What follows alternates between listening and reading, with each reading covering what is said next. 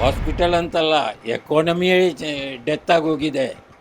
ಭಾರತ ದೇಶದಲ್ಲಿ ಎಕಾನಮಿಯ ಡೆತ್ ಆಗಿ ಹೋಗಿದೆ ನೋಡಿ. ಈಗ ಮಿಡ್ಲ್ ಕ್ಲಾಸ್ ಇದ್ದಾರೆ, ಅವರಿಗೆ ಯಾವುದೂ ಬೆನಿಫಿಟ್ ಇಲ್ಲ. ಮಿಡ್ಲ್ ಕ್ಲಾಸೇ ಸರ್ಕಾರವನ್ನು ಸಾಕೋದು. ಈಗ ವ್ಯಾಪಾರ ಮಾಡೋದೆಲ್ಲ ಮಿಡ್ಲ್ ಕ್ಲಾಸ್. ಆದ್ದರಿಂದ GST ಕಟ್ಟೋದು ಎಲ್ಲ ಅವರೇ. ಅವರಿಗೆ ಏನೂ ಬೆನಿಫಿಟ್ ಇಲ್ಲ.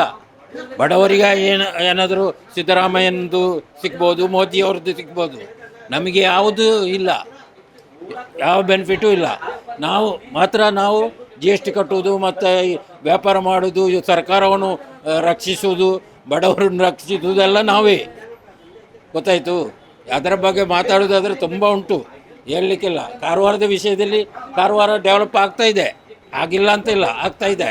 ಆದರೆ ನಮ್ಮ ಬಗ್ಗೆ ನಮ್ಮ ಮಿಡ್ಲ್ ಕ್ಲಾಸ್ ಇದ್ದಾರಲ್ಲ, ಅವರಿಗೆ ತುಂಬ ತೊಂದರೆ ಆಗಿದೆ, ತುಂಬ ತೊಂದರೆ ಉಂಟು.